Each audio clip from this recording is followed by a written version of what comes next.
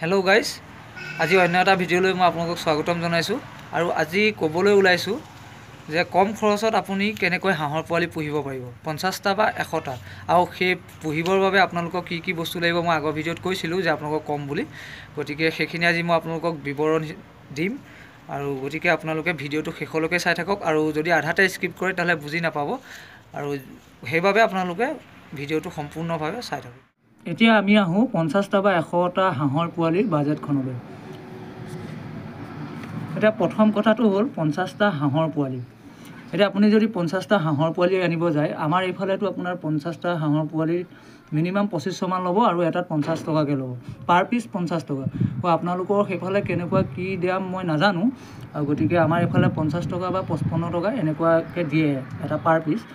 গতিকে আপোনালোকৰ সেইটোত হ'ব 50টা পোৱালি যদি আপুনি আনিব যায়, তো 50টাত 50 টকাকৈ ল'লেও 250 টকা আপোনাৰ হাঁহৰ পোৱালিখিনি লাগিব। আৰু ছেকেণ্ড কথাটো হ'ল এটা ঘৰ আপোনাৰ 10 বাই 10ৰ লাগিব, এটা সৰু ৰুম। আপোনাৰ যিহেতু এটা ঘৰ লাগিবই 50টা হাঁহৰ পোৱালি যেতিয়া পুহোঁ বুলি ভাবিছে। আৰু 50টা হাঁহৰ পোৱালি আপোনাৰ 10 দিনৰ কাৰণে যিটো জেগা লাগে, আপোনাৰ যেতিয়া বাঢ়ি যাব 10 দিনৰ পিছত 2 মাহ 3 মাহ 4 মাহলৈকে যিটো জেগা হয়, তেতিয়া আপোনাৰ 10 বাই 10ৰ যদি এটা সৰু ঘৰ বনায়, তেতিয়া আপোনাৰ এই ডাঙৰ হোৱাৰ পিছতো আপুনি সেই হাঁহৰ পোৱালিখিনি এইটো ঘৰতে ৰাখিব পাৰিব। আকৌ আপুনি এক্সট্ৰাকৈ ঘৰ এটা বনাব লাগিব পাছত 10 দিনলৈকে, যদি আপুনি সৰু তেনেকৈ কিবা কিবি কৰি ৰাখোঁ বুলি ভাবিছে, তো তাৰপিছত আকৌ ডাঙৰ হোৱাৰ লগে লগে আপুনি এক্সট্ৰাকৈ ঘৰ বনাব লাগিব, আপোনাৰ বেছি পইচা খৰচ হ'ব। গতিকে আপুনি সৰুকৈ হ'লেও 10 বাই 10ৰ এটা সৰু ৰুম বনাই পেলাই তাতে ৰাখিব। এতিয়া 3 নম্বৰ কথাটো হ'ল আপুনি ঘৰটো বনোৱাৰ পিছত 50টা বা 100টা যিটো পোৱালিয়ে নানক, তাত আপুনি তলত পাৰিব লাগিব ভুচি। কাৰণ কিয়, প্ৰথম আপুনি কেতিয়াও ঠাণ্ডা ভাৱ দিব নোৱাৰে, আৰু মাটিৰ তলৰ ভাৱটো দিব নোৱাৰে। আৰু বাল্বটো এইটো কাৰণেই লাগে, ওপৰত আপুনি 100 ৱাটৰ এটা বাল্ব দিব। এইটো পোহৰৰ কাৰণেও হয়, আৰু আপোনাৰ ওপৰৰ পৰা যিটো গৰম ভাৱ সিহঁতক দিব লাগে, সেইবাবে এটা আপুনি 100 ৱাটৰ বাল্ব এটা দিব। আৰু 4 নম্বৰ পইণ্টটো হ'ল পানী আৰু দানা দিব পৰা পাত্ৰ। এতিয়া আপুনি পানী আৰু দানা দিবৰ কাৰণে আপুনি পাত্ৰ কিনি আনিও ব্যৱহাৰ কৰিব পাৰে, আৰু আপুনি নিকিনাকৈও ব্যৱহাৰ কৰিব পাৰে। যিহেতু আপুনি প্ৰথম অৱস্থাত আপুনি ভাল ড্ৰাম এটা কাটি পেলাই তাতো চফা কৰি তাতে পানী দিও সিহঁতক খুৱাব পাৰে, বা আপোনাৰ গামলাও যদি আছে তেনেকৈও খুৱাব পাৰে। কিন্তু অসুবিধা হয়, পানীখিনি পৰি যায়, আৰু পানীখিনি পৰি গ'লে সৰু অৱস্থাত পোৱালিখিনি মানে নোম সৰি যায়। আৰু নোম সৰাৰ কাৰণে আপুনি যদি পাৰে তেতিয়া আপুনি এই দানা পাত্ৰটো কিনি ল'ব। এই দানা পাত্ৰটো কিনিলে তাত আপোনাৰ তেনেকৈ পানী পৰি নাযায় ঘৰটোৰ ভিতৰত, আৰু তেতিয়া সিহঁতৰ নোমো নসৰে আৰু পোৱালিটো বেমাৰো নালাগে। 5 নম্বৰ পইণ্টটো হ'ল আপোনাৰ ষ্টেটাৰ দানা, যিটো নেকি আপোনাৰ প্ৰথম অৱস্থাত খুৱাব লাগে পোৱালিখিনিক। সেইটো হ'ল ষ্টেটাৰ নামটো, আৰু সেইটো হ'ল মিহি দানা। আপোনালোকে দোকানত গৈ ক'লে সেই দানা দি দিব। আৰু 250 মিলিগ্ৰামৰ ভিমাৰেল এটা, যিটো নেকি আপোনাৰ হাঁহৰ পোৱালিক সেইটো খুৱাব লাগে দানাৰ লগত মিহলাই, খুব কম পৰিমাণে খুৱাব লাগে। আপোনাৰ সেইটো মিনিমাম 1-1.5 মাহ ভিমাৰেলটো গুচি যাব। আৰু ষ্টেটাৰ দানা আপুনি 50টা পোৱালিৰ বাবে 1 পৰা 10 দিনৰ ভিতৰত খুৱাবলৈ মিনিমাম ধৰক আপুনি 5 কেজি আনি থ'লে আপোনাৰ হৈ যাব। আৰু ইমান বেছিকৈ আনি থ'ব নালাগে। আৰু ইমান কিয় বেছিকৈ আনিব নালাগে মই সেইখিনি আপোনালোকক পাছৰ পইণ্টখিনিত আপোনালোকক কৈ দিম। আৰু 6 নম্বৰতে লাগিব এটা ফিনাইল। ফিনাইলটো কিয় লাগিব, আপোনাৰ যেতিয়া ঘৰটোৰ চাৰিওকাষটো আপুনি ফিনাইল ঢালি থ'ব, যাতে তাত বীজাণু থাকিব নোৱাৰে বা পোক পতংগ মৰিবৰ কাৰণে আপুনি এটা ফিনাইল ব্যৱহাৰ কৰিবই, আৰু ফিনাইলটো ব্যৱহাৰ সেইবাবেই কৰিব লাগে। এতিয়া আপোনালোকে বুজিব পাৰিলে চাগে গোটেইকেইটা পইণ্ট। আপোনাৰ 1 পৰা 10 দিনৰ ভিতৰত যিকেইটা সামগ্ৰী লাগিব বা যিকেইটা বস্তু লাগিব, সেই বস্তুকেইটা মই আপোনালোকক ভালদৰে বুজাই দিলোঁ, আৰু তেনেধৰণেই কৰিব। আৰু ইয়াত এটা কথা মই ক'বলৈ পাহৰি গ'লোঁ, কৈ দিছোঁ। এই পানী পাত্ৰটোৰ কথা মই ভালকৈ ক'ব নহ'ল। এই পানী পাত্ৰটো আপুনি পৰাপক্ষত কিন্তু কিনিয়ে ব্যৱহাৰ কৰিব, বা নিকিনিলেও আপোনালোকে যদি তেনেকৈ সুবিধাজনকভাৱে কৰিব পাৰে তেতিয়াহ'লে কৰি ল'ব। এইটো এটা অপশ্যনলহে, আপোনালোকে তেনেধৰণেও কৰিব পাৰে। এতিয়া আমি আহোঁ 1 পৰা 10 দিনৰ পাছৰ কামখিনিলৈ। এতিয়া লাহে লাহে পোৱালিখিনি ডাঙৰ হ'ল, আৰু 10 দিনৰ পিছত আপুনি এতিয়া কি কি কৰিব লাগিব সিহঁতৰ লগত। গতিকে প্ৰথম কথাটো হ'ল 10 দিনৰ পিছত এতিয়া আপোনালোকে চৰাবলৈ লাহে লাহে লৈ যাব পাৰে। আপুনি ধৰক পানীতে চৰাওক বা আপোনাৰ য'তে নচৰাওক, এখন খালী জেগাত আপুনি চৰাব লৈ যাব পাৰে।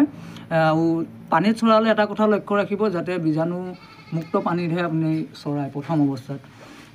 যিহেতু এতিয়া আপোনাৰ বীজাণু থকা বহুত পানী আছে আৰু তেনেকুৱাবিলাকত আপুনি চৰাব গ'লে আপোনাৰ বিভিন্ন ধৰণৰ বেমাৰ কিছুমান লাগে আপোনাৰ চকুৰ পৰা পানী ওলায় তাৰপিছত নোম সৰে আকৌ ভৰি লেঙেৰা হয় কাণৰ প্ৰব্লেম হয় এইবিলাক ক্ষেত্ৰত এই পানীৰ কাৰণেহে হয় গতিকে সেইটো আপুনি অকণমান লক্ষ্য কৰিবলগীয়া কথা এতিয়া ছেকেণ্ড পইণ্টটো হ'ল আপুনি পানীলৈ এৰিব পাৰে সেইটোৱে ছেকেণ্ড পইণ্ট পানীত এৰোঁতে আপুনি নিজে থাকিব মানে এইটো কিয় লিখি দিছোঁ মই পানীত আৰু এটা কথা আছে আপুনি যদি নিজে নাথাকে তেতিয়াহ'লে কিন্তু হাঁহৰ পোৱালিখিনি আপোনাৰ ধৰক দলনি থাকে বা ঘাঁহ থাকে তেনেকুৱাত গৈ ফচি যায় আৰু ফচি গ'লে সেই হাঁহৰ পোৱালিটো মৃত্যু হ'ব পাৰে গতিকে সেইবাবে আপুনি নিজে লগত থাকি ভালদৰে প্ৰত্যক্ষ কৰি চৰাব সেইটো আৰু থাৰ্ড পইণ্টটো হ'ল আপুনি লাহে লাহে ধান চাউল খুৱাব পাৰে ধান চাউল কিন্তু আপুনি প্ৰথম এই 1 পৰা 10 দিনৰ ভিতৰতো নোখোৱাই তাৰপিছত খাওঁতে আপুনি দানাৰ লগত মিহলাইহে খুৱাব প্ৰথম অৱস্থাত সিহঁতি আপুনি ধান চাউল দেখিলে সিহঁতি এইটো কি বস্তু দিছে বুলি ভাবে আৰু সেইবাবে আপুনি নাখায় সেই হাঁহৰ পোৱালিয়ে ধান চাউলখিনি নাখায় আৰু নোখোৱাৰ কাৰণটো হ'ল সেইটোৱে আৰু সেইবাবে আপুনি এই ষ্টেটাৰ দানাটো বা তাতকৈ অকণমান মোটা দানাটো আনিব পাৰে 1 পৰা 10 দিন হোৱাৰ পিছত আপুনি মোটা দানাটো আনিব পাৰে এই দানাটোৰ নামটো মই পাহৰি গৈছোঁ আপোনালোকে সুধিলে দি দিব দোকানত গতিকে সেই দানাৰ লগত আপুনি মিহলাই খুৱাই অভ্যাস কৰাৰ পিছত আপুনি দানা কিনিব নালাগে এই 10 দিনৰ তলত আপুনি 2 কেজিমান দানা আনিলেই হ'ল বেছি আনিব নালাগে ধান চাউল যদি আছে তেতিয়াহ'লে আপুনি সেইখিনি ব্যৱহাৰ কৰক আৰু যদি ধান চাউল আপোনাৰ নাই তেতিয়াহ'লে আপুনি চৰোৱাৰ ক্ষেত্ৰত অকণমান লক্ষ্য ৰাখিব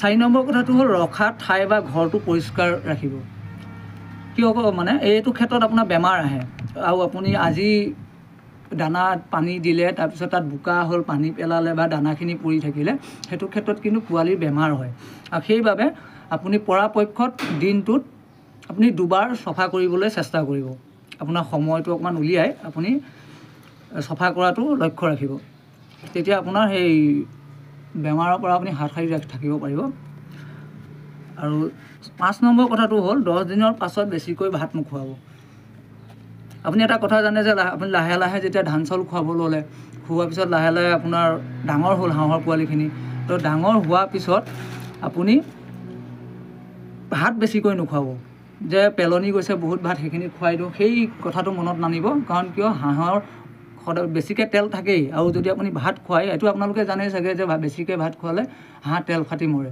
তো গতিকে আপুনি বেছিকৈ ভাত নোখোৱাব খুব কম পৰিমাণে খুৱাব তেতিয়া আপোনাৰ একো নহয় আৰু 6 নম্বৰ কথাটো হ'ল কোনো ধৰণৰ মেডিচিন ব্যৱহাৰ নকৰিব আমি দেখা পাইছোঁ মই পুহোঁতেও প্ৰথম অৱস্থাত যেতিয়া পুহিছিলোঁ তেতিয়া বিভিন্নজনে বিভিন্ন কথা কয় মানে ধৰক বেমাৰ হোৱাৰ ক্ষেত্ৰত কয় বোলে আপোনাৰ নাকৰ পৰা পানী ওলাইছে বা চকুৰ পৰা পানী ওলাইছে এইবিলাক ক্ষেত্ৰত বিভিন্নজনে বিভিন্ন মেডিচিনৰ নাম কয় আৰু বহুত কিবা আৰু আপোনাৰ যদি সৰু হৈ আছে হাঁহৰ পোৱালি কিছুমান এটা কথা লক্ষ্য ৰাখিব আপুনি 50টা যদি হাঁহৰ পোৱালি আনিছে সেই 50টাৰ ভিতৰত আপোনাৰ কোনোবা কেইটামান হাঁহৰ পোৱালি সৰু হৈ থাকিবই 50টা যে সমানে বাঢ়িব সেইটো কথা নহয় কিছুমান আপোনাৰ সৰু হৈ থাকে কিছুমানৰ বেমাৰ লাগে আৰু তেনে ক্ষেত্ৰত মৃত্যুও হয় আৰু তেনেকুৱা হোৱাৰ পিছত যদি আপোনাক কোনো ব্যক্তিয়ে যিকোনো মেডিচিনৰ নাম কয় তেতিয়া কিন্তু সেই মেডিচিনটো আপুনি ভালকৈ পঢ়ি লৈ তেতিয়া যদি বোলে সুবিধাজনক তেতিয়াহে আপুনি খুৱাব নহ'লে আপুনি তেনেকুৱা ধৰণৰ কোনো মেডিচিন ইউজ নকৰিব আৰু আপুনি যদি ভাবে সেই মোৰ 10টা বা 20টা পোৱালি সৰু হৈ আছে মই ডাঙৰ হোৱা মেডিচিন এটা খুৱাই দিওঁ সেই তেনেকুৱা ধৰণৰ কোনো মেডিচিন পটককৈ ব্যৱহাৰ নকৰিব